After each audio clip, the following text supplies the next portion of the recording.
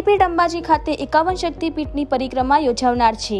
12 થી 16 ફેબ્રુઆરી દરમિયાન ગબ્બર ખાતે 51 શક્તિપીઠની પરિક્રમા યોજાશે, જેમાં લાખો શ્રદ્ધાળુઓ આવવાની શક્યતાને લઈને વહીવટી તંત્રએ તમામ તૈયારીઓ પૂર્ણ કરી છે। શક્તિપીઠ અંબાજીમાં ગબ્બર પર 51 શક્તિપીઠની પરિક્રમાને લઈને વહીવટી તંત્રએ તૈયારીઓ પૂર્ણ કરી છે। 12 થી 16 ફેબ્રુઆરી દરમિયાન યોજાનારી પરિક્રમામાં તમામ વ્યવસ્થાના ભાગરૂપે 23 કમિટીઓની રચના કરાઈ છે। આરોગ્ય, પાણી, સફાઈ, કાયદો વ્યવસ્થા સહિતની તમામ વ્યવસ્થાઓ જળવાઈ રહે તેવા પ્રયત્નો કર્યા છે। વહીવટી તંત્ર દ્વારા 5 શક્તિ રથ પણ ઉત્તર ગુજરાતના ગામડાઓમાં રવાના કરાયા છે, જે લોકોને શક્તિપીઠની પરિક્રમા આવવાનું આમંત્રણ આપશે। 48 મંદિર સહિત 3 ગુફાની 51 શક્તિપીઠની પરિક્રમામાં 20 સંકુલમાં અલગ અલગ રાજ્યવાઇઝ સંકુલો ઊભા કરાયા છે, જેમાં પણ શક્તિપીઠની પરિક્રમામાં પાણી, મેડિકલની 10 ટીમો સહિતની સુવિધાઓ ઊભી કરાઈ છે। 12 ફેબ્રુઆરી 8 વાગ્યાથી આ પરિક્રમાની શરૂઆત થશે, જ્યારે આ શક્તિપીઠના 5 દિવસ દરમિયાન તમામ સાંસ્કૃતિક કાર્યક્રમ, શોભાયાત્રા યોજાશે અને શક્તિપીઠના તમામ સ્થળો પર 5 દિવસ નિયમિત યજ્ઞ થશે। 200 થી વધુ સંગઠનો સાથે વહીવટી તંત્રએ બેઠક કરી છે। ગત વર્ષે 6 લાખ લોકોએ શક્તિપીઠની પરિક્રમા કરી હતી, ત્યારે આ વર્ષે 15 લાખથી પણ વધુ લોકો શક્તિપીઠની પરિક્રમા કરે તેવી શક્યતાઓ છે। શ્રદ્ધાળુની સુરક્ષાના ભાગરૂપે પોલીસ પણ 24 કલાક ફરજ બજાવશે। જો કે આ જંગલ વિસ્તાર હોવાથી પોલીસનું સતત પેટ્રોલિંગ પણ ચાલુ રહેશે અને પ્રાઇવેટ વાહનો લઈને શક્તિપીઠની પરિક્રમા કરવા આવનાર શ્રદ્ધાળુને પણ નજીક પાર્કિંગ થાય તેવી વ્યવસ્થાઓ ગોઠવાઈ છે। 15 જેટલી મિની બસ શ્રદ્ધાળુઓને લાવવા લઈ જવા રહેશે, જ્યારે પોલીસ દ્વારા શ્રદ્ધાળુઓ માટે એક કંટ્રોલ રૂમ પણ ઊભો કરાયો છે, જેથી લઈને શ્રદ્ધાળુઓ સુરક્ષિત દર્શન કરી શકે તેવી આ તમામ પ્રકારની વ્યવસ્થાઓ ગોઠવાઈ છે। રિપોર્ટર રાજ ગજ્જર, બનાસકાંઠા। અંબાજી આપણું સુપ્રસિદ્ધ યાત્રાધામ છે અને આ યાત્રાધામ ખાતે આપણા તમામ જે શક્તિપીઠો જે ભારતભરમાં પણ અને અન્ય એશિયાના દેશોમાં પણ આવેલા છે, આ તમામ શક્તિપીઠોનું ત્યાં પ્રતિકૃતિનું નિર્માણ કરવામાં આવેલું છે અને અંદાજિત 3 કિલોમીટર લાંબા એક પરિક્રમા પથનું ગબ્બર ફરતે નિર્માણ કરવામાં આવેલું છે।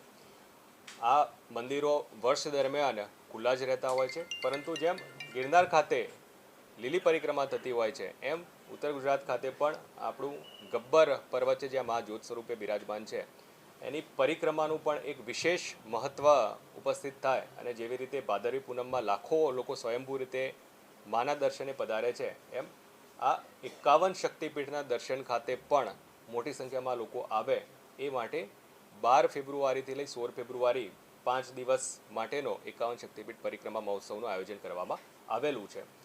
સમગ્ર ઉત્તર ગુજરાત અને ગુજરાતભરમાંથી માઈ ભક્તો આમાં પાર્ટિસિપેટ થાય એ માટે શ્રી આરાસુરી અંબાજી માતા દેવસ્થાન ટ્રસ્ટ તરફથી તમામને જાહેર આમંત્રણ આપું છું। તમામ પ્રકારની જે વ્યવસ્થાઓ વહીવટીતંત્રએ જે કરવાની છે એ પૂર્ણ કરવામાં આવેલી છે, ચાહે એ પોલીસ તંત્ર તરફથી સુરક્ષાની વ્યવસ્થાઓ સુનિશ્ચિત કરવાની હોય, પાર્કિંગની વ્યવસ્થા છે, મેડિકલ સુવિધા છે, ભોજનની વ્યવસ્થા છે અને જે પણ યાત્રિકો છે એમની નાનામાં નાની સુખ સુવિધા પણ સચવાઈ રહે એ પ્રકારની તમામ વ્યવસ્થાઓ તંત્ર તરફથી કરવામાં આવેલી છે।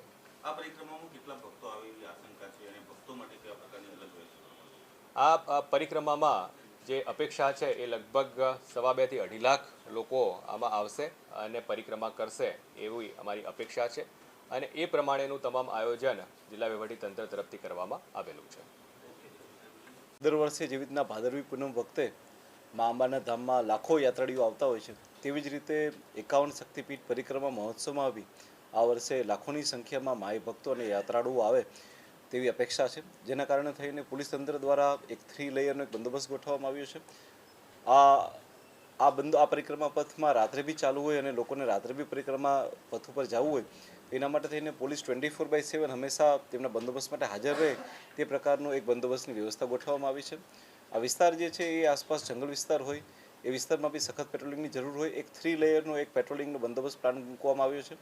ભાદરવી પૂનમની જેમ જ આ વખતે પણ એક પોલીસનો એક કંટ્રોલ રૂમ ઊભો કરવામાં આવશે કે જેમાં લોકોને કોઈ પણ સમયે પોલીસની આવશ્યકતા હોય તો તે સમયે પોલીસની મદદ લઈ શકે તે માટે થઈને કંટ્રોલ રૂમની વ્યવસ્થા ઊભી કરવામાં આવી છે।